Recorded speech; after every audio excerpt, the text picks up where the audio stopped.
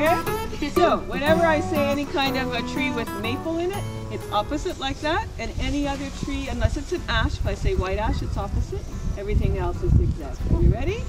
Okay. Oak tree, zigzag. Ironwood tree, beechwood tree, sugar maple, black maple, red maple, bright maple, Manitoba maple, Norway maple, white ash. Opposite still. Oh, I tricked you.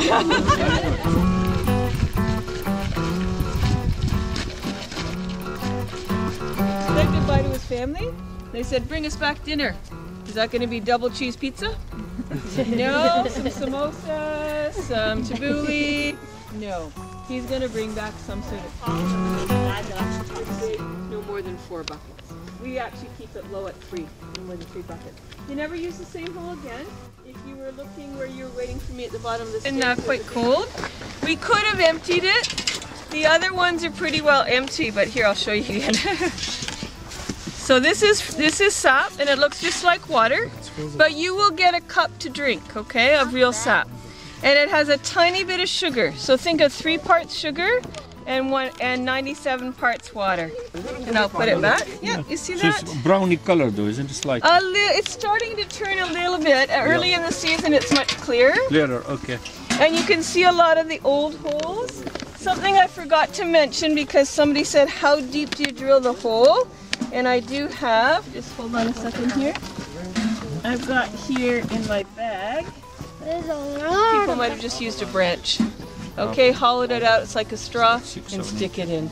So you just set your drill and you're all set. It doesn't matter if the tree is maybe 200 years old like this one, or 50.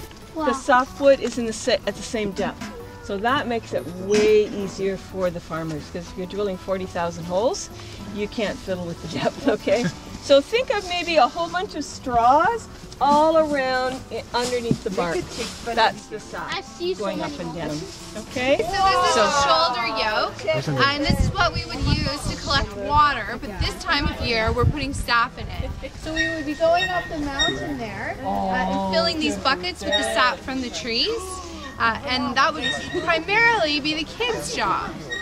So 200 years ago, kids had to work pretty hard, and this time of year you would move down into the sugar bush with your family, live in a little place like that, and you would work by collecting during maple syrup season to help at the sugar bush. So, month off school, but not a holiday. Come here and help work. So the maple sap is brought here, and we put it in our first kettle. It just looks like water. So water and a tiny bit of sugar. So what we want to do is boil away a lot of the water, but keep the sugar. So we boil it in this kettle for 8 hours. And then we move it to the next kettle. And we boil for another 8 hours here. So it is starting to, the water is starting to evaporate, and the sugar is starting to caramelize. It's starting to turn into syrup. After 8 hours, we would move it to our finishing kettle. Now, let me see if anybody likes this maple syrup. It's not quite ready though. It takes about another 8 hours in this pot, so 24 hours altogether. So the pioneers would keep the fires burning 24 hours a day, keep adding new sap, keep cooking it till it turned into syrup. Then they would get Granny to come down and check, because she had a lot of experience. So she would look at the color and the consistency once it started sticking to the ladle and it was ready. Now, because we are cooking outside, a lot of things can fall into our kettles. Debris like dirt, ashes, leaves, maybe some bugs. We don't want bugs in our maple syrup, do we? You don't want bugs on your pancakes.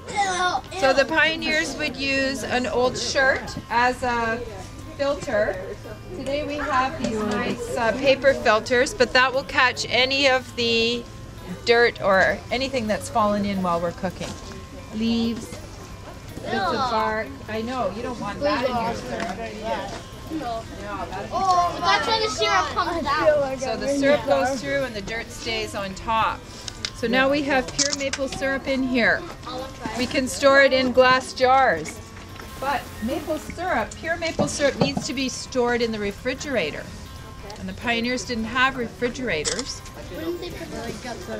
So they would continue cooking it longer until it got very thick. And then they would use a special wooden sugar mold. Pour the very thick syrup in and allow it to, whoops, knock things over. That's all right. They would allow it to harden into a sugar cake. So this is pure maple sugar.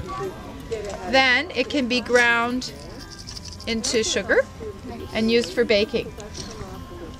So during maple syrup season, they would hope to make enough sugar to last them the whole year. Until it's Something like that comes with a tree.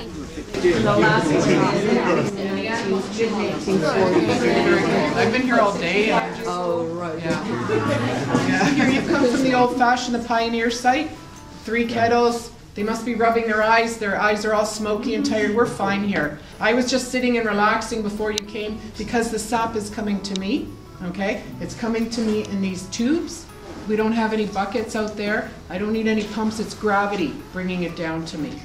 Okay? So I just wait for it to come. And if we hope for the good weather so it flows a little easier. Right now everything's frozen. And when it comes down the hill, it comes into another tank in the back. We have a storage tank there. We have a storage tank here. And this tank allows it to flow into my evaporator pan. So this would be like the old-fashioned, the first 2 kettles, this one. And what is happening here? The same thing, but much faster. So they do it in 24 hours at the old-fashioned site. We can do it in 5 hours. We can turn sap into syrup. And the way we do it, I don't know if you can see my fire. I've got another firebox under here. It's insulated and it's closed. So the heat is higher and greater. I don't have to use as much wood. And I'm just evaporating, I'm steaming. I'm doing what they do over there, but closed in. So the fire goes under the pan, the smoke goes out the chimney. What I have here is steam, and I want the steam. And some days it gets very steamy when it's really flowing well.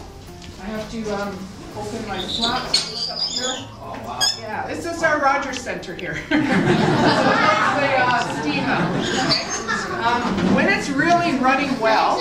Why do you say it takes slower to close? Does it? Yeah, we usually keep it closed, but when it's running really well, and when it's running well, it's pouring. I can hear it. It sounds like somebody opened a faucet and forgot to close it. That's how fast it comes in. That pumping action is what allows us to take only 10%. Okay, so I'm sure Ann told you about the size of the trees, yeah. So we only take a little bit. We want to keep being able to do that for over 100 years. So if we take care of the trees, we don't overtap them, we can use them for a long time. Okay, so that's what we're doing here. But the difference also, we use thermometers here. So when it's in this evaporator pan, it's moved all the way through and it comes into this pan. It hits 104 degrees in here, it's ready. And it's boiling and it's foaming and it smells good. Then I filter it, I open my valve here, filter it again, and we bottle it here.